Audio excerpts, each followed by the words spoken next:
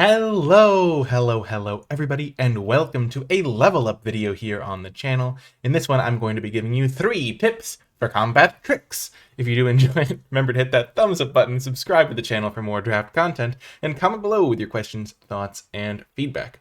Let's dive in. Starting off with tip number 3, be patient. Now, this applies in more ways than one. The first one is this example that I have here where if you are in a situation where you're attacking your 2-2 into your opponent's 2-2 and you have a combat trick like Adamant Will, you don't always want to use your combat trick just because you have it and it will force you to win combat. Trading those creatures is perfectly fine, and it allows you to save your combat tricks for the times when you really need them. Because oftentimes in aggressive decks, your combat tricks function as your removal spells. So you're going to be able to get combat tricks later than you would removal spells, because a lot of decks don't want combat tricks as much. And so then you'll end up in a deck that has fewer removal spells but more combat tricks, so you will be able to interact with your opponent. So when your opponent plays something like a Hookhand Mariner, you can then win that combat with your Adamant Will. So instead of just using it to win combat between 2-2s, when your 2-2 is going to be outclassed soon, you need to be patient with your combat tricks so you can use them for the situations where they really matter. Being patient also applies to making sure you're in a situation where your opponent isn't going to be able to blow you out with an instant speed removal spell, a combat trick of their own, or a bounce spell or other play that will interact with your creature, because that is a great way to lose a game, which obviously we don't want.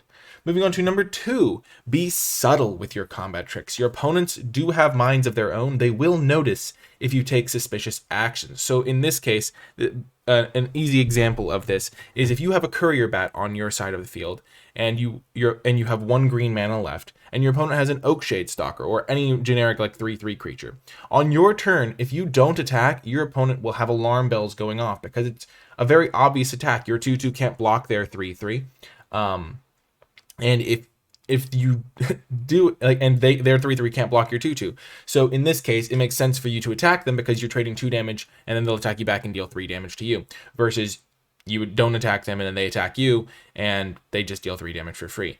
Now, in this case, if you only have a single green mana up and you're playing in Crimson Vow Draft, the only card that you could have, realistically, is Massive Might, which would perfectly explain your behavior to your opponent. And if your opponent is relatively experienced, or they just have a basic understanding of the game and what's going on, they're going to be able to know that you have Massive Might, and that's going to impact their plays for the rest of the game. Maybe they have a small damage removal spell, or maybe they want to use their own combat trick, and they're going to set it up to blow out your Massive Might, and you're giving them free information for no reason. Sure, it might be really advantageous for you to use your Massive Might to kill that Oakshade Stalker, but you don't want to use it in this way when it's so obvious that you have it. If you are going to be doing plays like this, you need to have more mana up so your opponent has some there's some misdirection or some chance you have other cards. You need to be subtle with your combat tricks, because otherwise your opponent is going to be able to blow you out, because remember, your opponent is going to be able to plan around it and make their own plays to wreck your plans. And then the final tip I have for combat tricks is you need to be an aggressive deck, because combat tricks are primarily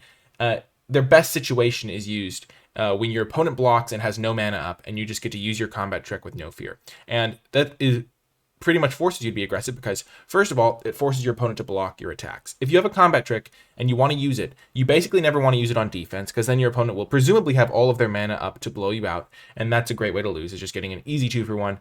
It happens all the time. It's really easy to blow out combat tricks because you just have like any interaction, you pretty much get them. Usually combat trick of your own, pretty much all sorts of things. So it forces them. So if you want to be attacking with them, and it forces your opponent to block your attacks, because if you have a combat trick, you don't want to use it on defense, as we've established. And if you're trying to use it on attacks, it does mean that your opponent is going to have to block your creature. And if your opponent is like at 20 life and you're attacking them with a 2/2 on turn 6, they just can be like, well, this is a suspicious attack. I don't want to risk my high priority creature. I'll take the 2 damage. And if you're not pressuring their life total, then they don't have to block, and they can just like kind of force you to just keep that combat trick in your hand. Sure, it might help you push some damage, but if your deck isn't aggressive, pushing damage doesn't inherently help you win the game that much. It'll help you in the long run, but it's like, if you're planning to win on turn like 10, or turn 15 or whatever, with your like late game, like mill them out or something, they're never going to block your attacks because it won't matter to them. So being aggressive forces your opponents to block your attacks, which is key for a combat trick. And it's actually like pretty important that you are in that assertive role, so your opponent does have to block your attacks. And then the other reason being aggressive is important is because it forces your opponent to tap out to defend you against your onslaught. So if you're curving out, you go 2-drop, 3-drop, and then your opponent just doesn't do anything because they are trying to hold up their like instant speed removal or their counterspell or something, you can just keep deploying creatures and creatures and creatures and attacking your opponent until they tap out to play a creature that they can defend with. Something like a 4 mana 4/4, or something that can maybe block your 2-drop and 3-drop. And that's when you use your combat trick, because they're tapped out and they're forced to block. And that's the ideal situation. If you're playing against an opponent who like is able to keep up mana to consistently make it so that they could blow out your combat trick, that makes it a lot harder to use it.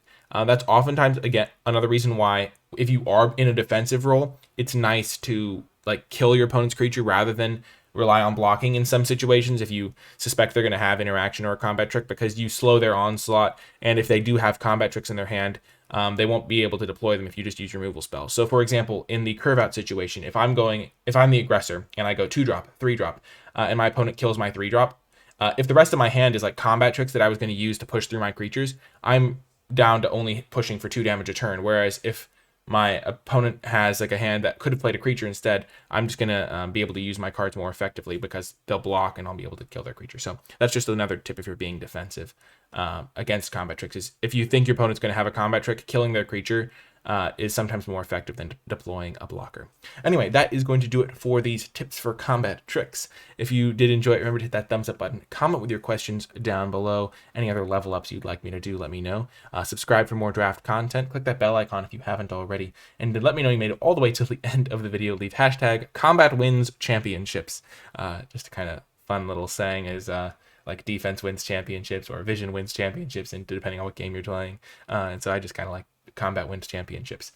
If you would like to support my content, you can do so via the Patreon, patreon.com/NicolaiBolas.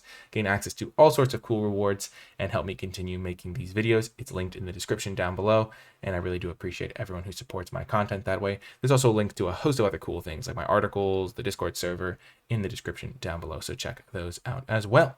That is going to do it for this video, though. I hope you enjoyed it. Best of luck in your combat phases, and I will talk to you next time.